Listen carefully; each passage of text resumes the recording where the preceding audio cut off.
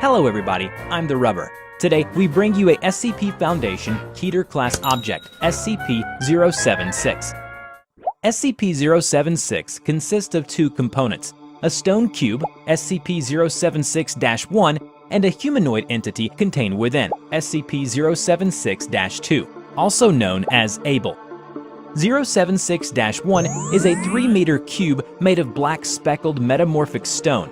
All surfaces outside and within 076-1 are covered in deeply engraved patterns corresponding to no known civilizations. Radioisotope analysis indicates that the object is approximately 10,000 years old. A door is located on one side, sealed with a lock 0.5 meters in width, surrounded by 20 smaller locks in a circular pattern. As of yet, none of the keys have been found, making the door impossible to lock once closed. Interior temperature is approximately -180 degrees Celsius and cannot be altered by any means, internal or external. Directly in the center of the room is a 2.13 meter tall stone coffin, held in place and sealed shut by several chains of unknown make and substance, which are attached to the inner corners of 076-1. SCP-076-2 resembles a lean, Semitic human male in his late 20s. Hair is black and eyes are gray, skin tone olive. He is 1.96 meters in height and 81.65 kilograms in weight. Numerous tattoos depicting arcane and occult iconography are present all over the body, mostly in the form of leering demonic faces, and ranges from subtle to openly ostentatious. When encased inside 076-1, he is technically dead. However, occasionally 076-2 will awaken, effectively reanimating, complete with all vital processes needed to sustain a living human being. He will then attempt to leave 076-1. If successful, he will enter a trance state and seek out the nearest human being, ignoring all other living things in the process. Upon coming into contact with living humans, 076-2 will enter a rage state in which it attempts to engage and kill all human beings encountered. To date, only his death has been shown to be effective in ending these rampages. SCP-076 was found in Mongolia in the 19th century by archaeologists from England. All members of the expedition were subsequently killed on the return voyage home. 076 was recovered from the ship of an unknown organization and placed on display in their inner sanctum. 076 remained in storage for years, until 076-2 became active and escaped on his own. The reason for SCP-076's activation is currently unknown, but it was at this point that the keys to the outer shell were lost. A massive manhunt lasting over 3 years took place until 076-2 was incapacitated, killed, and reformed inside SCP-076-1. By then retrieved and secured by agents of the SCP Foundation. 076-2 was in custody for 3 more years, under constant supervision, and was terminated whenever it became active, although it occasionally was able to escape for short periods of time, often due to security breaches caused by attacks from other organizations. SCP-076-2 either possesses a mind constructed much differently than our own or is completely insane. 076-2 has shown that he is completely disinterested in sex, barely differentiating between genders except as a form of visual identification. Also, 076-2 is a perfect sociopath that enjoys the act of killing, but causing pain, either emotionally or physically, holds no attraction to it. Intelligence tests have been wildly inconclusive when applied to 076-2, and no accurate result has yet been obtained. This is due to the fact that no communication is possible with 076-2 when he is in his rage state. However, 076-2 displays knowledge of several languages, including English, but most notable is its knowledge of several dialects of ancient Sumerian, which seem to be its preferred language.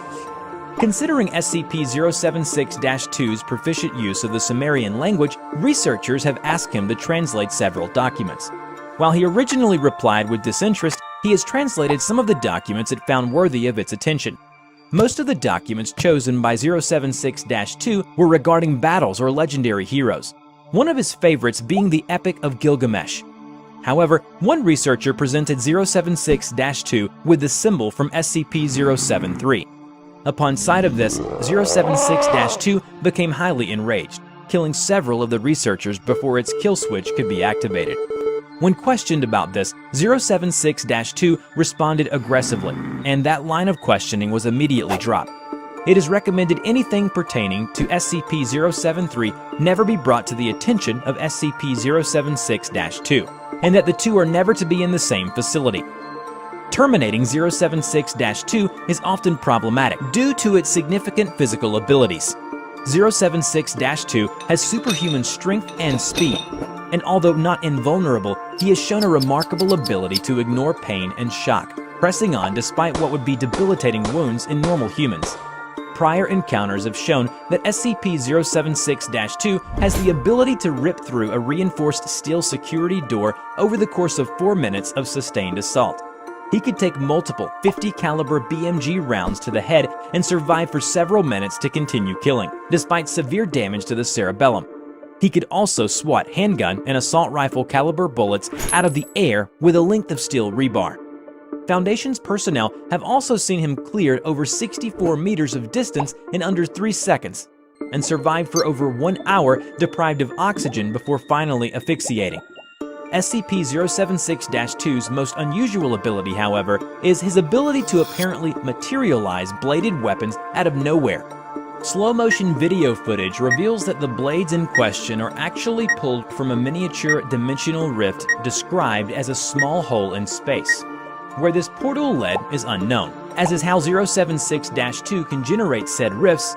Footage of the blades in question shows them to be made out of a completely non-reflective black material appearing as a black void in space.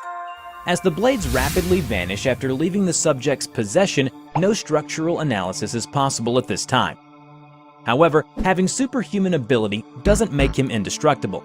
076-2 has effectively been killed several times in various manners, such as sustained fire from multiple heavy caliber machine guns, asphyxiation, crushed beneath a 13.6 metric ton piece of elevator equipment, and cremation through the use of a thermate TH3 grenade placed directly inside SCP-076-2's open chest cavity. Upon death, 076-2's remains will putrefy rapidly until reduced to dust. 076-1 and the coffin within will then slam shut with great force, and the lock will rotate, sealing it shut.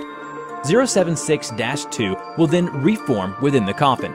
This process takes anywhere from 6 hours to 25 years. 076-2 has nothing but contempt for human beings, with one exception. He seems to hold a wary respect for those it acknowledges as its superior. This was discovered when a Foundation's agent who had previously had a large amount of experience with 076-2 did not appear once it escaped. 076-2 seemed distressed, asking several personnel where the agent was hiding. When he knew that the agent was killed as collateral damage in an airstrike intended to halt the advance of another SCP entity, SCP-076-2 stopped its rampage and allowed itself to be escorted and restrained. When asked about the sudden drastic changes in his behavior, 076-2 replied, "Because unlike you, he was a challenge, a real enemy. He managed to shoot me in the head over several times. A man like that deserves to die in combat, not in some destruction ordered by cowardly kings and princes safe in their palaces. The rest of you, you disgust me. I don't even have the urge to strike you down." This indicates a possible psychological inlet into SCP-076-2's mind and a possible control mechanism. Due to his high intelligence and physical abilities, he was put into an elite unit set up by the SCP Foundation, named Mobile Task Force, MTF-Omega-7, nicknamed Pandora's Box, tasked with containing supernatural, alien, and other mysterious phenomena. 076-2 was the leader of this task force, and members of the team personally selected from elite field agents by 076-2 himself in order to maintain a smooth relationship between the artifact and the mundane elements of the task force. 076-2 must wear a device attached to the neck that, if triggered or tampered with, will immediately detonate, terminating 076-2 by way of complete destruction of the spinal cord, trachea, and all major blood vessels in the neck. A tracking device also has been attached to 076-2. It was to refrain from killing unless ordered to do so and to avoid causing damage to the organization's facilities.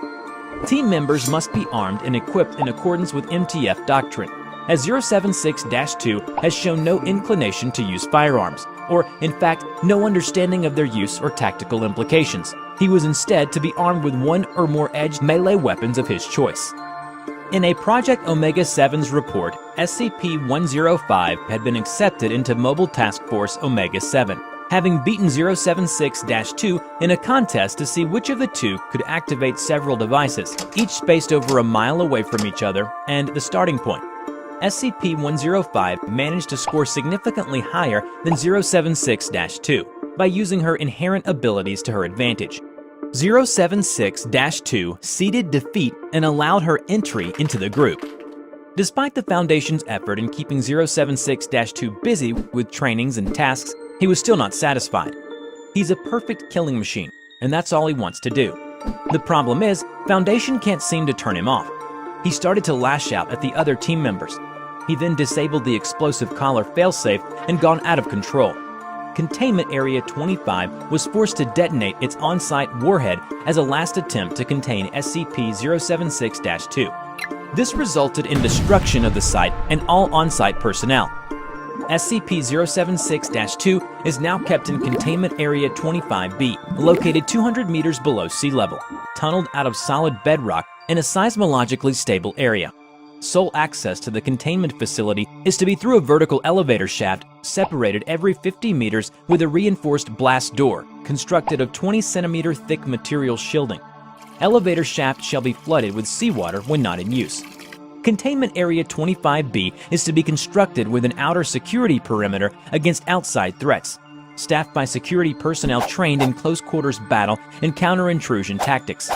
A primary containment zone is to be designed to be flooded and drained as needed, and should remain filled with seawater unless access to contents is required. Also, a 150-meter killing corridor, which is to be the sole access to the primary containment zone. A security station located at the entrance to the killing corridor is to be staffed with no fewer than 3 armed security personnel on watch at any one point in time. In the event of a full breach, all on-site staff are to proceed immediately to the closest security station for weapons and armor distribution. Staff will remain at Alert Condition 1 until SCP-076-2 is confirmed neutralized. Should 90 minutes pass after declaration of full breach without a stand-down order being given by Level 4 or higher personnel, final contingency measures will be activated, flooding the entire facility in seawater and sealing off the access shaft for a minimum of 24 hours before retrieval is attempted. This will, by necessity, result in the deaths of all on-site staff. Before we end this video, we are proud to present these